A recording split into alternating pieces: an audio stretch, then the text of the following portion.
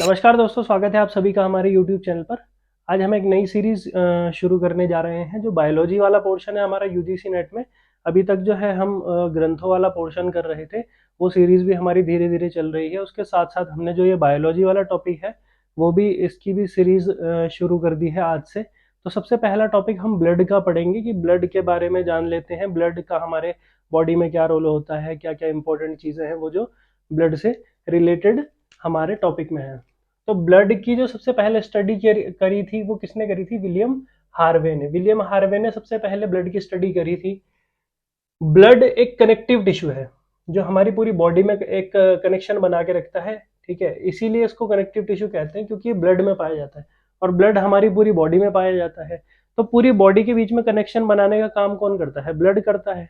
Blood ही तो है जो सारे सब्सटेंसेस को इधर से उधर लेके जाता है। फिर नेचुरल कोलॉइड, ये एक नेचुरल कोलॉइड है। ठीक है, ब्लड के कंपोनेंट्स कौन कौन से, ये इंपॉर्टेंट है कि ब्लड में दो कंपोनेंट्स होते हैं। पहला होता है प्लाज्मा और दूसरा होता है कॉर्पसल्स। प्लाज्मा का जो परसेंटेज है, देखिए 100% में से अगर परसेंटेज की बात करेंगे कि कितना परसेंट प्लाज्मा होता है और कितना परसेंट जो है कॉर्पसल्स होता है, तो उसमें क्या है, देखिए प्लाज्मा की जो परसेंटेज है ब्लड में वो कितनी है? 60%। 60%। और कॉर्पसल्स की जो परसेंटेज है वो कितनी है? 40%। ठीक है, प्लाज्मा की जो परसेंटेज है वो 60% है ब्लड में और 40% कॉर्पसल्स पाए जाते हैं। प्लाज्मा जो है किससे बनता है? फाइब्रोजन और प्रोथ्रोम्बिन। फाइब्रोजन एंड प्रोथ्रोम्बिन से मिलके बनता है क्या? प्लाज्मा। प्लाज्मा देखिए क्या होता है, जैसे हम टेस्ट ट्यूब में ऐसे करके ब्लड ले लेते हैं। ये टेस्ट ट्यूब मान लेते हैं, इसमें अगर हम ब्लड लेंगे, ठीक है, ये इतना ब्लड है, तो जो नीचे है, क्योंकि ब्लड जो है कोलोइडल सोल्यूशन है, तो ब्लड जो है आपका नीचे रह जाएगा और ऊपर आपका एक पेल येलो कलर का, येलो येलो कलर का एक सब्सटेंस आपको दिखेगा, जिसको हम क्या कहते हैं? प्लाज्मा कहते हैं। ठीक है, समझ में आ गया होगा कि प्लाज्मा क्या है। ठीक है, तो प्लाज्मा किससे मिलकर बनता है? फाइब्रोजन और प्रोथ्रोम्बिन से मिलकर बनता है। कॉर्पसल्स की बात करते हैं। कॉर्पसल्स में देखिए मेनली तीन कंपोनेंट्स आते हैं, तीन पार्ट्स आते हैं कॉर्पसल्स के अंदर। ठीक है, red blood cell, white blood cell और प्लेटलेट्स। कौन कौन से आते हैं? Red blood cell, white blood cell और प्लेटलेट्स। ठीक है, रेड ब्लड सेल को आर्थ्रोसाइट्स कहते हैं, डब्ल्यूबीसी को ल्यूकोसाइट्स कहते हैं, व्हाइट ब्लड सेल्स को ल्यूकोसाइट्स कहते हैं, प्लेटलेट्स को थ्रोम्बोसाइट्स कहते हैं। देखिए इनको याद करने का तरीका मैं आपको बता, देखिए ऐसे ये सीरीज तो आपको याद है कि आरबीसी आएगा, फिर डब्ल्यूबीसी आएगा, फिर प्लेटलेट्स आएगा। तो आर, आर से आर्थ्रोसाइट्स। ठीक है, ये आपको याद हो जाएगा। डब्ल्यूबीसी को आपको याद करना है, ल्यूकोसाइट्स है।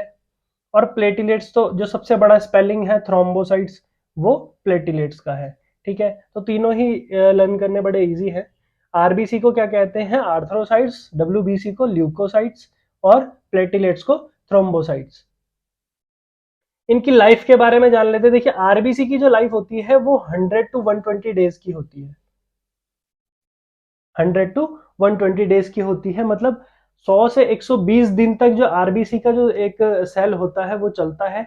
फिर 100 से 120 दिन बाद वो खत्म होके फिर उसका नया सेल बनता है। ठीक है। फिर डब्ल्यूबीसी की बात करते हैं, तो डब्ल्यूबीसी 4 दिन तक की इसकी लाइफ होती है, 4 डेज की लाइफ होती है डब्ल्यूबीसी के सेल की। 4 दिन बाद फिर से दोबारा से नया जनरेट होता है। प्लेटलेट्स की बात करते हैं तो 4 से 5 दिन इसकी भी लाइफ होती है, 4 to 5 डेज की लाइफ होती है। 4 भी हो सकती है, 5 भी हो सकती है, अप्रोक्स अप्रोक्स के बीच में होती है। ठीक है, फिर आती है बात की काउंट्स, कितने नंबर में आरबीसी पाया जाता है हमारी बॉडी के अंदर। ठीक है, कितना नंबर हमारा डब्ल्यूबीसी पाया जाता है और कितना प्लेटलेट्स पाया जाता है। तो आरबीसी का जो काउंट होता है हमारे बॉडी के अंदर वो अप्रोक्स अप्रोक्स होता है 50 लैक्स। 50 लैक्स जो है रेड ब्लड सेल्स पाए जाते हैं। सबसे ज्यादा रेड ब्लड सेल्स पाए जाते हैं हमारी बॉडी के अंदर। ठीक है, फिर आता है डब्ल्यूबीसी। तो डब्ल्यूबीसी के कितने सेल्स पाए जाते हैं? अप्रोक्स 10,000 पाए जाते हैं डब्ल्यूबीसी के। फिर प्लेटलेट्स के कितने पाए जाते हैं? 2 लाख अप्रोक्स 2 लाख। तो 2 लाख के आसपास प्लेटलेट्स हैं, WBC 10,000 के आसपास है और RBC 50 लाख के आसपास है। ठीक है, इतना समझ में आ गया होगा। अब देखिए WBC के आगे जाके फर्दर डिवीजन है और जो चीजें हैं वो डिवाइड करी गई हैं WBC के अंडर। ठीक है, कौन कौन से सेल्स हैं, कौन कौन सी चीजें हैं जो WBC के अंडर अंडर आती है?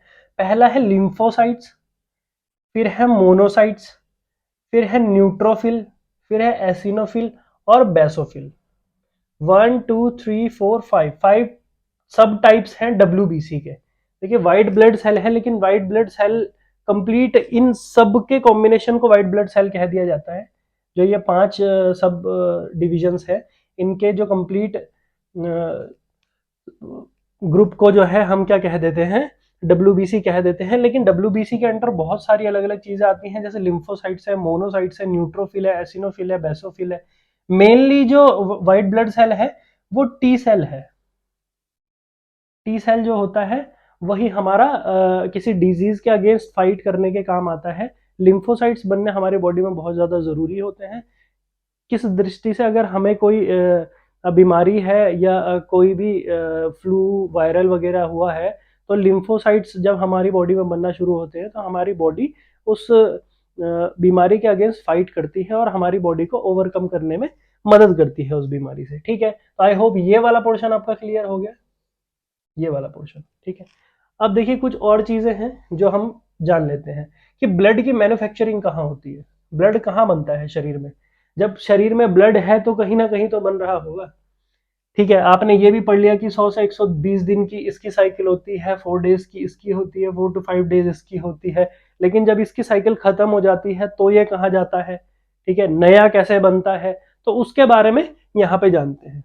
देखिए ब्लड की जो मैन्युफैक्चरिंग है वो होती है लीवर में और बोन मैरो में। कहाँ होती है? लीवर में और बोन मैरो में। ब्लड मैन्युफैक्चरिंग मतलब ब्लड जो बनता है वो कहाँ पे बनता है? एक लीवर में बनता है और दूसरा बोन मैरो के अंदर बनता है। दूसरा, ब्लड के जो सेल्स हैं उनकी डेथ कहाँ पर होती है? तो ब्लड सेल्स की जो डेथ है, डेथ वो कहाँ पे होती है? स्प्लीन में, तिल्ली जिसको हम कहते हैं, तिल्ली। तो तिल्ली में हमारी क्या होती है? जो ब्लड सेल्स होते हैं जो खराब हो चुके हैं या जिनकी लाइफ पूरी हो चुकी है, उनकी जो डेथ है वो कहाँ पे होती है? स्प्लीन में आकर होती है। फिर यहाँ पे ब्लड के बारे में थोड़ी और जानकारी है जो हमको पता होना बहुत ज्यादा जरूरी है कि ब्लड जो है, ब्लड की क्वांटिटी मेल में कितनी होती है? 5.5 लीटर, 5.5 लीटर होती है मेल में। फीमेल में 5 लीटर्स, मेल में ज्यादा होती है एज कंपेयर टू फीमेल। ठीक है, 5.5 लीटर मेल में होती है और 5 लीटर किस में होती है? फीमेल में होती है। ब्लड का जो पीएच वैल्यू होता है, पीएच वैल्यू सभी को पता होगा, जो डिसाइड करता है कि एसिड है कोई चीज या बेस है या फिर एल्कलाइन है। ठीक है, 7 से ऊपर का जो पीएच स्केल होता है वो क्या कहलाता है? वो एसिडिक कहलाता है। ठीक है, बहुत ज्यादा ऊपर होगा तो हाईली एसिडिक कहलाएगा। ठीक है, 7 से नीचे का जो पीएच स्केल होता है वो बेस कहलाता है। ठीक है, बहुत ज्यादा नीचे होगा तो हाईली बेस कहलाएगा। और अगर मीडियम में होगा, 7 या 7 के आसपास होगा, तो वो एल्कलाइन कहलाता है। तो ब्लड का जो पीएच स्केल होता है वो 7.4 है, 7.4। तो ये क्या कहलाता है? एल्कलाइन कहलाता है। फिर ब्लड का जो कलर है, अब देखिए ब्लड किस कलर का होता है? रेड कलर का होता है, रेड। तो रेड कलर किसकी वजह से होता है? हेमोग्लोबिन जो हमारी ब्लड के अंदर पाया जाता है उसकी वजह से ब्लड का जो कलर है वो रेड होता है।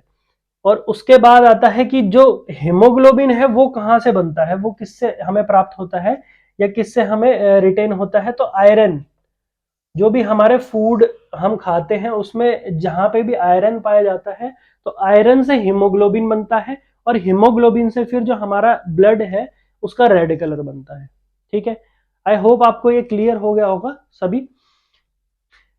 एक चीज यहां पे रह गई है, शेप। शेप की यहां पे बात करते हैं। आरबीसी, आरबीसी का कैसा शेप होता है? राउंड शेप होता है। देखिए ऐसा शेप, ऐसा शेप होता है आरबीसी का। ठीक है, आरबीसी जो है वो हाइट और साइज के साथ इंक्रीज होता है, जैसे जैसे हमारी हाइट इंक्रीज होती है तो आरबीसी का साइज भी इंक्रीज होता है। ठीक है, डब्ल्यूबीसी का कोई स्टेबल साइज नहीं होता है, डब्ल्यूबीसी अपना साइज चेंज करता रहता है। ठीक है, कोई स्टेबल साइज इसका नहीं होता है। प्लेटिलेट्स का जो साइज है वो कैसा होता है, देखिए प्लेट से आप समझ सकते हैं कि प्लेट के जैसा साइज होता है, कॉन्वेक्स लेंस जैसा होता है। देखिए यहाँ पे मैंने बनाया हुआ है कॉन्वेक्स लेंस, ऐसा होता है कुछ इस तरीके से, इस तरीके से। तो ऐसा जो शेप होता है प्लेटिलेट्स का होता है। ठीक है, यही कुछ चीजें थी जो आपको क्लियर करनी थी, आई होप आप सभी को क्लियर हो गई होगी। तो ब्लड हमारा यहाँ पे खत्म हो जाता है। जो भी इंपॉर्टेंट इंपॉर्टेंट पॉइंट्स थे मेरे को लगते थे कि आप लोगों को पता होने जरूरी है, मैंने सारे ही इसमें कवर कर लिए हैं। कुछ छूट गए होंगे तो आप कमेंट्स में लिख सकते हैं। ठीक है, आगे आएंगे नया टॉपिक लेके, कोई दूसरा टॉपिक पढ़ेंगे। तब तक के लिए धन्यवाद।